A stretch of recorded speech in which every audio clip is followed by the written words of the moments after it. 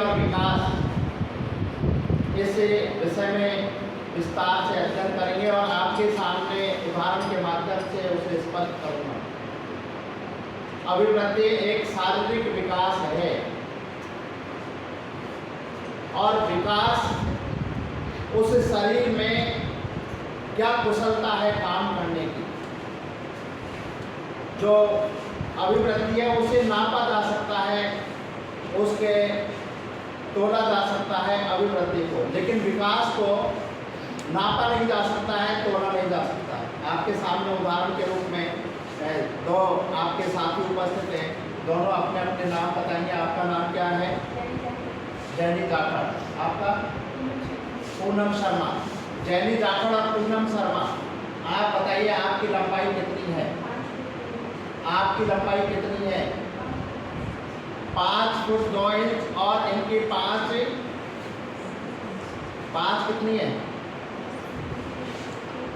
आपकी 5 3 है, तो ये 5 3 है और उनकी 5 10 है। आप ये लंबाई है इसको नापा जा सकता है, लेकिन इन शरीर की लंबाई नापने के बाद ये शरीर लंबाई के आधार पर कितना काम कर सकता है, क्या काम कर सकता है, ये हम इस विकास को बता सकते हैं।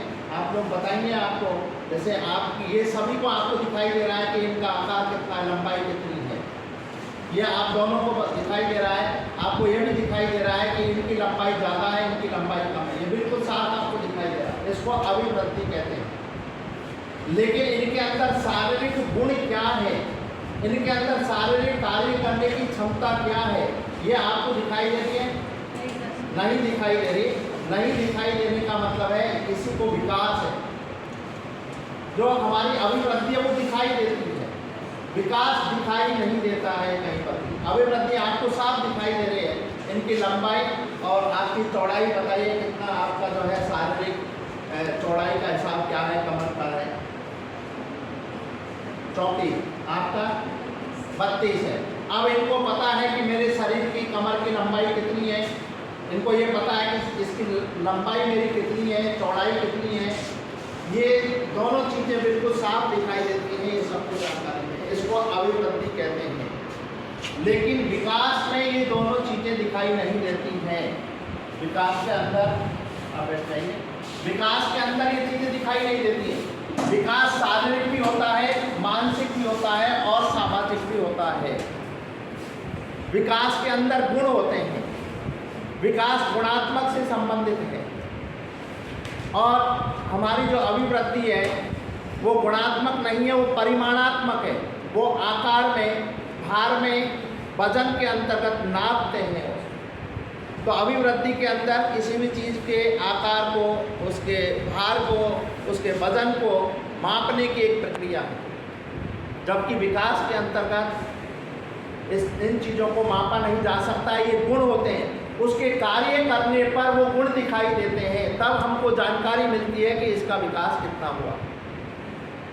एक छात्रा की लंबाई 5.5 फीट है, लेकिन उसका विकास 5.5 फीट के हिसाब से नहीं हुआ शारीरिक रूप में। वो अपना कार्य सिर्फ 5 साल का जो बच्चा करता है उसके अकॉर्डिंग करती है। इसका मतलब उतना विकास होना चाहिए, वो नहीं हुआ। आप सभी जानते हैं कि विकास अमूर्त होता है, दिखाई नहीं देता है, कहीं पर भी अमूर्त होता है। आपके अंदर कौन कौन सी क्षमताएं ये दिखाई नहीं देती, अमूर्त होती हैं, लेकिन अभिवृद्धि बिल्कुल साफ दिखाई देती है। आपको ये सब एकदम क्लियर दिखाई देता है कि इनका शरीर कितना लंबा है, इनकी चौड़ाई क्या है, ये सारी चीज़ें दिखाई देती हैं। इसलिए अभिवृद्धि को मापा जा सकता है, अभिवृद्धि को तोला जा सकता है, लेकिन विकास को कहीं भी ना तो मापा जा सकता है और ना ही तोला जा सकता है। इसलिए कभी कभी व्यक्ति की अभिवृद्धि तो हो जाती है, लेकिन उसका विकास नहीं हो पाता है, क्योंकि अभिवृद्धि तो निरंतर चलती रहती है, लेकिन विकास उसका जो है हमेशा जीवन पर्यंत चलता है, लेकिन वो दिखाई नहीं देता। अभिवृद्धि एक निश्चित समय तक होती है, लंबाई बढ़ रही है, एक निश्चित समय तक बढ़ती है, लेकिन विकास एक निश्चित समय नहीं होता, जीवन पर्यंत चलता है। हम कुछ न कुछ कहीं न कहीं सीखते होंगे। तो इस प्रकार से हम इन चीज़ों को देखें कि अभिवृद्धि और विकास में क्या अंतर है। आपके सामने एक उदाहरण देकर के मैंने उस बात को स्पष्ट किया।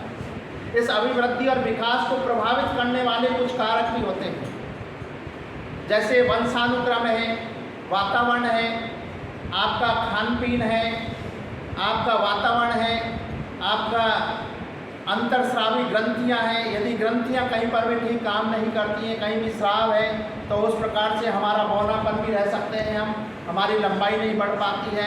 ये सब अंतरस्रावी ग्रंथियों पर भी निर्भर करता है। तो हमारे वंशानुक्रम की चीज़ें हैं कि कुछ चीज़ें हमारे जन्म से ही आती हैं, रोग के रूप में आ जाती हैं।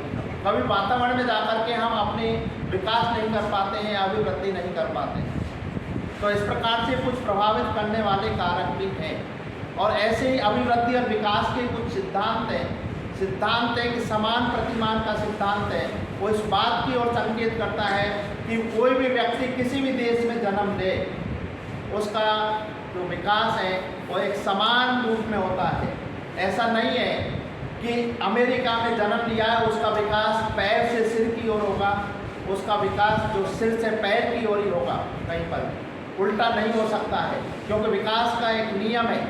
नियम यह है कि पहले सिर का विकास होता है, उसके बाद में पैरों की ओर विकास होता जाता है। तो इस प्रकार से ऐसे बहुत सारे सिद्धांत हैं। सामान्य और विशिष्टता का सिद्धांत है। सबसे पहले सामान्य रूप में विकास होता है। जैसे कोई भी बच्चा है वो रोता है, रोने के बाद में उसके आवाज़ निकलती है, आवाज़ के बाद में उसके शब्द निकलते हैं, फिर वाक्य निकलते हैं, उसके बाद वो भाषा सीखता है। तो सामान्य से चलते हुआ भाषा का विकास होता है। ऐसे ही सामान्य में हम देखेंगे कि जो बच्चा होता है सबसे पहले रैंक करके चलता है, फिर वो घुटनों के बल चलता है, उसके बाद वो बैठना सीखता है और बैठने के बाद खड़ा होना सीखता है। ये उसका विकास हुआ। इसी प्रकार से विकास की एक गति होती है, एक निश्चित गति में हम विकास करते हैं। जैसे शैशव अवस्था से बाल अवस्था आएगी, बाल अवस्था के बाद किशोर अवस्था आएगी, किशोर अवस्था के बाद प्रौढ़ अवस्था आएगी। ये विकास की एक गति है, एक गति के साथ में किया जाता है विकास। विकास ऐसा नहीं है कि अपने हिसाब से हो गया। 1 से 5 साल की जैसे ये गति है शैशव अवस्था की है, शैशव अवस्था के विकास अपने आप ही अलग अलग तरीके से होते हैं। इसी प्रकार से बाल अवस्था है 6 से 12 साल है, उसका अलग होता है। और किशोर अवस्था जो 13 से 18-19 साल है, उसका विकास का अलग होता है। तो विकास की गति है, विकास की दिशा है, एक निश्चित दिशा होती है विकास की। ऐसा नहीं है कि विकास की दिशा अपने हिसाब से चलना शुरू कर दे।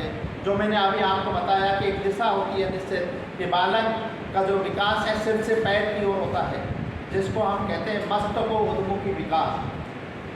व्यक्तिगत भिन्नताएं होती हैं, सिद्धांत है विकास का और अभिवृद्धि का। व्यक्तिगत विभिन्नता का मतलब है लड़के होंगे उनके अंदर अलग चीज़ें पाई जाएंगी, लड़कियां होंगी उनके अंदर अलग गुण पाए जाएंगे। इन दोनों में भिन्नताएं होती हैं। एकीकरण कि सबसे पहले हम जितनी भी चीज़ें हैं वो सब मिलकर के काम करती हैं धीरे धीरे। कोई अकेला पार्ट काम नहीं करता है कहीं पर भी। हमको यदि ये किताब को उठानी है तो ये सारी हमारी उंगलियां भी और हमारा शरीर भी काम करना है। एकीकरण होकर के ही हम विकास करते हैं, मिला करके। जैसे सारी चीज़ों को मिलाने के बाद ही वो अंग हमारे पूरे काम करते हैं ठीक से। तो इस प्रकार से हम देखेंगे कि ये विकास के कुछ सिद्धांत हैं जो आपको मैंने कुछ सिद्धांत ही आपको बताए हैं। बाकी के सिद्धांतों की और हम बात करेंगे। धन्यवाद।